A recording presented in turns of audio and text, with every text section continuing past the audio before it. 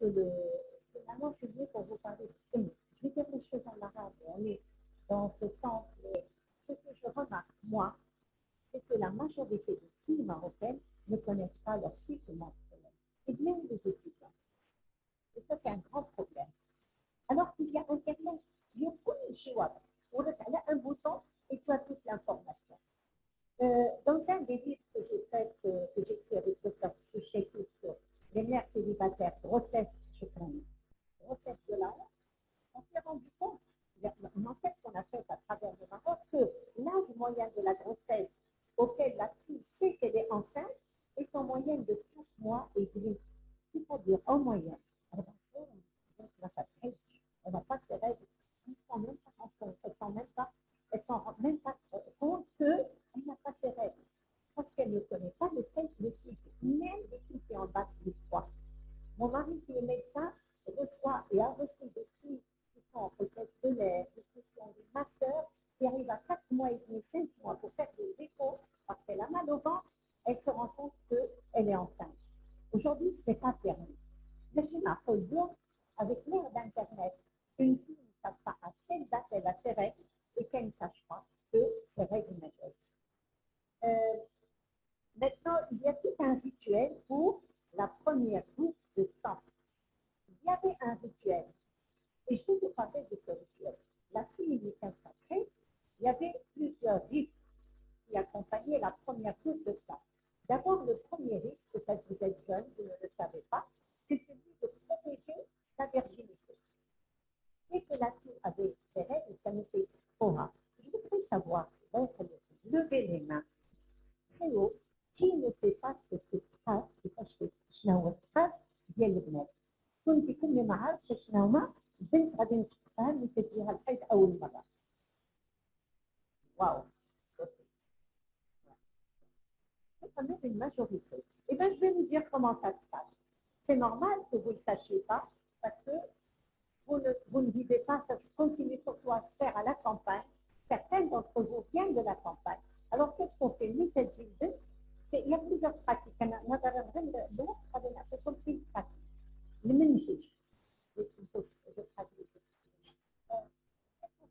peut les laisser assister. Bon, on prenait le budget et une femme faisait passer la femme, une était assistée, on l'écartait et on faisait passer la fille 3 fois, symboliquement. Le symbolique, c'est un trait pour une trahi.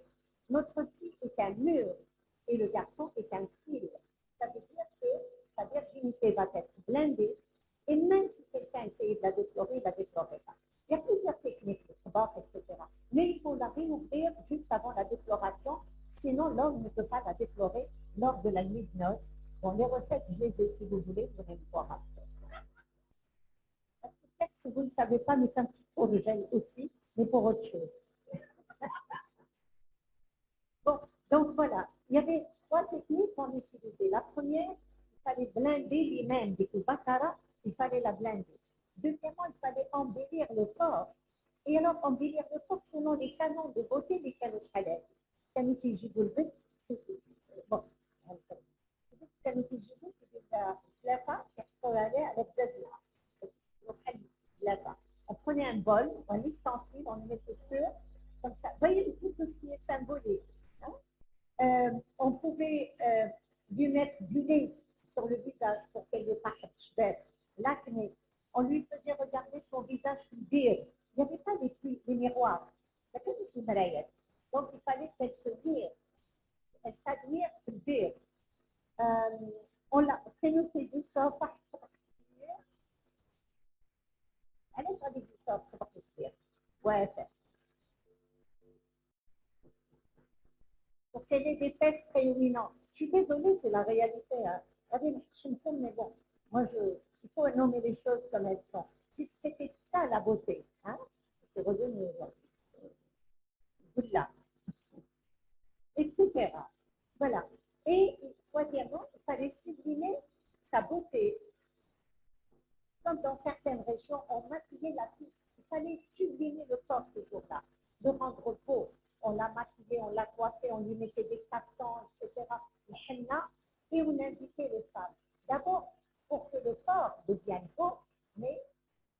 pour que tout l'entourage sache qu'une flemme, elle est prête au mariage. Et qu'elle est belle. Regardez-la, elle est belle. Regardez-la, elle peut enfanter parce qu'elle a ses règles. Et donc, elle est prête au mariage. Aujourd'hui, ce qu'on en a gardé, c'est un petit rituel de femmes qui, quand leurs filles ont leurs règles, vont un petit peu leur expliquer et leur mettre un petit peu de maquillage. Le Nord, qui dit que le Mikasa, c'est moins changé, etc. Mais bon, c'est quand même, il faut marquer le premier jour des règles. Alors, comme ça a été dit, si la ménopause, est en moyenne à 50 ans, la femme va avoir ses règles pendant au moins 40 ans. Je suis 40 ans plus là, mais bon, au moins une fois par mois pendant 40 ans. Il faut savoir aussi que la puberté chez la fille diffère de chez le garçon. Le garçon, sa puberté, les lèvres, ça s'appelle Rima, c'est plutôt au rang d'homme viril ayant un phallus.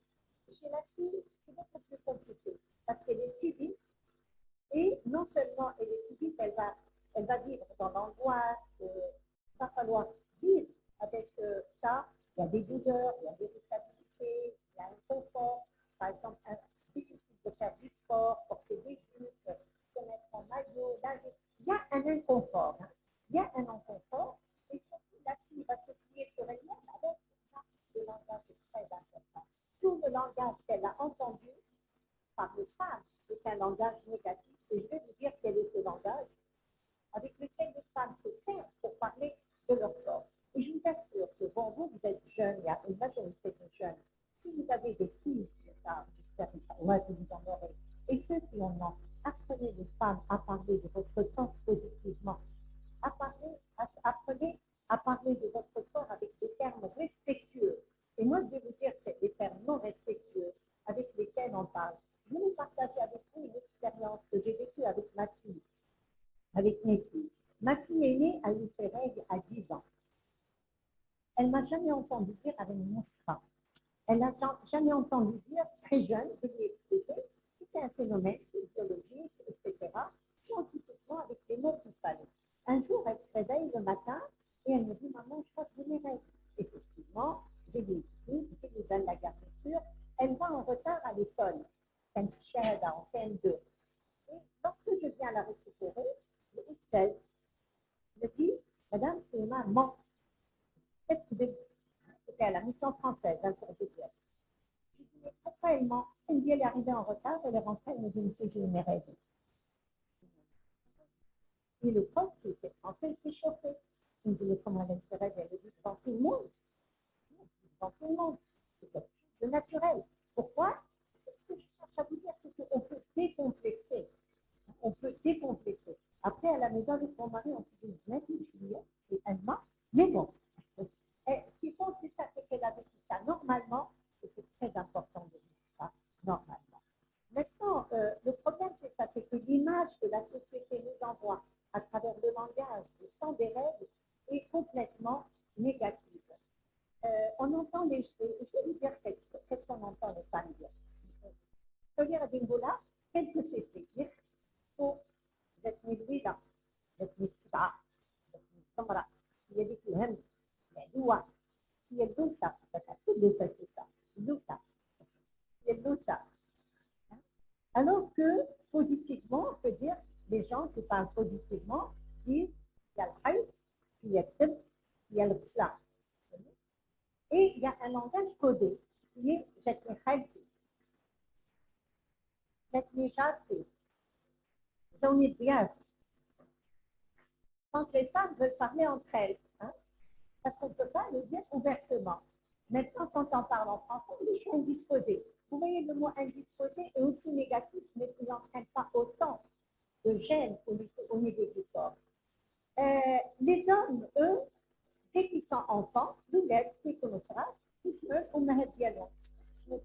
ils entendent leur mère parler. Et c'est avec ça qu'ils se font ces stéréotypes, ils s'imaginent négativement ce sont des règles. Plus tard, ils entendent des épouses qui les poussent au dégoût. Et je vais vous dire, les hommes se plaignent, ils entendent les femmes dire à la moussra, qui est une perception négative. Et je vais vous dire, selon mes enquêtes, ce que j'ai entendu les hommes dire.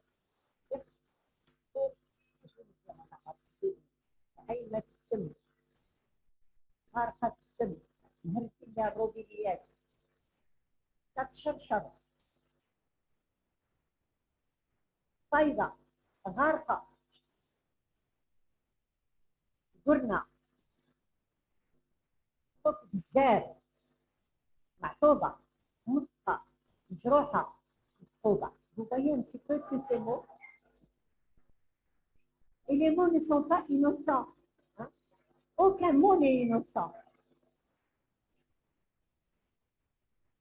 ماشي انا اللي اخترعتهم، راه الرجال اللي عطاهم ليا، سي لي زوم كي لي دون دوني. Les mots, aucun mot n'est innocent. Le mot impacte les comportements. Et c'est pour ça que je travaille sur les mots. Et les femmes disent ديال الغسلة. Donc c'est نغسل. غادي نغسل الوسخ ديال الدم. Voilà, donc comment on énumère cet état. Mais ce qui est intéressant, c'est de se dire quand même comment une femme peut vivre une semaine par mois dans ce dégoût, dans le rejet de son propre corps. Et ça, c'est très compliqué. Et les femmes, les jeunes filles peuvent être très, très, très gênées. Et quand elles ont des douleurs, et je pense que ça va être dans les ateliers, elles vont pas chez le médecin. Mais une fille, un طبيب لأنها طبيب العيالات ماشي طبيب ديال البنات. Et il y a eu des drames de jeunes filles qui ont eu des drames énormes de santé, des infections, des problèmes de stérilité, parce qu'elles n'ont pas été voir طبيب العيالات. Parce que dès qu'on dit طبيب, attention, il va devoir l'examiner par le vagin et c'est impossible parce qu'il y a la fertilité. Et là, ça se passe beaucoup plus ici que dans le corps. Maintenant, il y a des traditions tenaces que nous avons gardées. Et les femmes vont vous dire, quand je mes règles, ça nous détaille, bah, je deviens moche.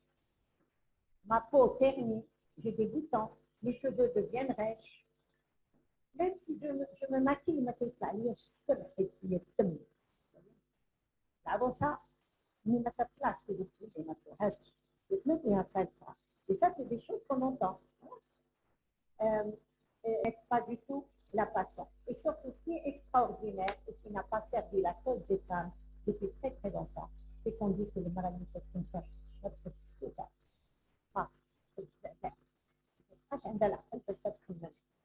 Et c'est pour ça que pendant très longtemps, on a exclu les femmes.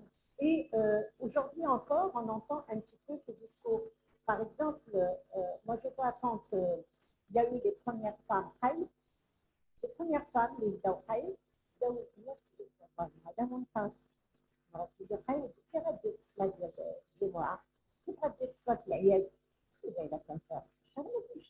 est-ce que tous les hommes sont chauds? Voilà un point d'interrogation. Voilà. Et ça a beaucoup, ça a énormément desservi l'accès aux femmes au poste de responsabilité. Il n'y a pas longtemps, on enterrait Aïcha China. Et les femmes sont parties de China, المقبرة، ما فيش حاجة ليست بمعنى لا الدين لا القوانين أن العيالات يمشيو يحضروا التسليم. Alors j'ai fait un article, vous pouvez le trouver sur le 460, sur ma chaîne YouTube, sur cet accès. Et à un moment, il y a eu des gens qui ont commencé à dire, Madame Mountar, si vous voulez العيالات في المقبرة. J'ai essayé de discuter avec quelqu'un de dire مقدورات. العيالات يكونوا مقدورات.